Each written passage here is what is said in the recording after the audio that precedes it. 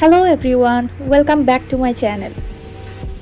এটা অত্যন্ত গুরুত্বপূর্ণ যে আমরা সত্যিকারের ভুল এবং ম্যানিপুলেশন লুকানোর জন্য কারসাজির মধ্যে পার্থক্য শিখি।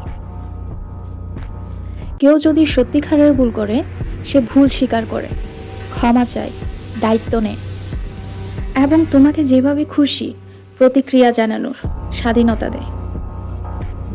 আর এটা সবসময় আচরণের ধারাবাহিক প্রতিক্রিয়ার সঙ্গে থাকে। অন্যদিকে যে তোমাকে ম্যানিপুলেট করার চেষ্টা করে, সে শুধুমাত্র দায়িত্ব অস্বীকার করে,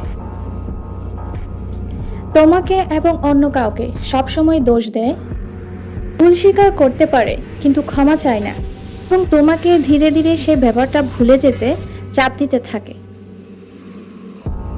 শোনো, দুষ্ণতা লুকানোর এই কারসাজি পুনরাবৃত্তি করে,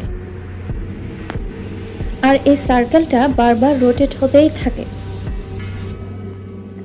আমি বুঝতে পারছি তুমি দয়ালু, যত্নশীল, উদার, ক্ষমাশীল।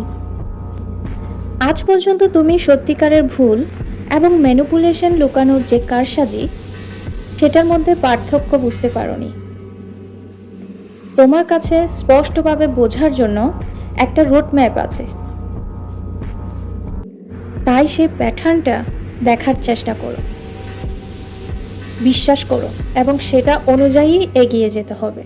সীমানা টানো, যতদিন না সীমানা টানবে এই রোডম্যাপটার শেষ তুমি দেখতে পারবে না।